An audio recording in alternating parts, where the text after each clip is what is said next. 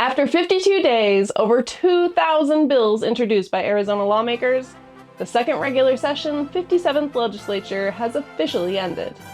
This session, the legislature tackled a number of issues, including water, democracy, and immigration. In those areas, we were able to secure a number of wins, but we also lost a couple battles. First, let's review the stats. There was a record 2,030 bills introduced between the House and the Senate.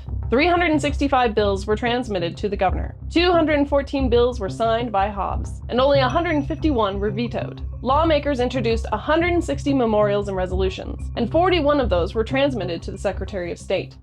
If you ask me, lawmakers wasted a bit of time with 2,000 plus bills when only 18% of them made it through the process, but that's a Republican majority for you. Let's check out some key topics covered in the ledge this session. Water. The legislature made little progress on our ongoing water crisis, with comprehensive rural groundwater reform languishing without a hearing, despite continued broad bipartisan support. Much of what was heard were retreads of legislation that previously failed. Our majority victory came with HB 2758, which allowed a New York-based hedge fund to take water from the McMullen Valley in La Paz County and sell it to suburbs in the Maricopa County.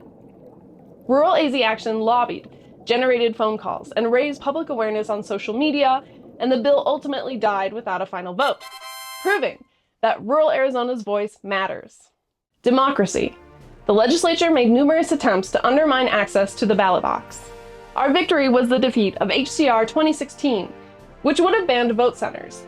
These are especially critical in rural areas, where the distance and work schedules can make voting on election day nearly impossible.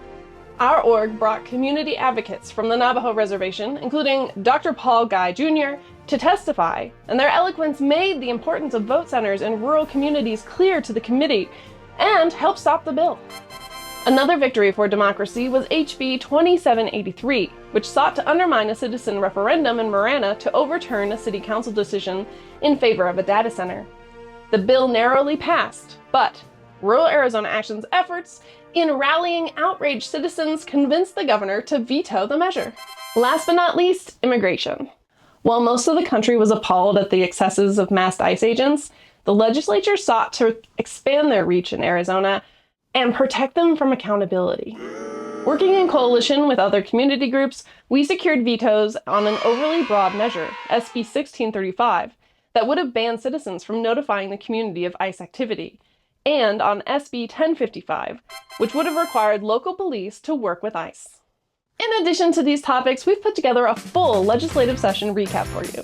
Head over to ruralazaction.org to read all about it.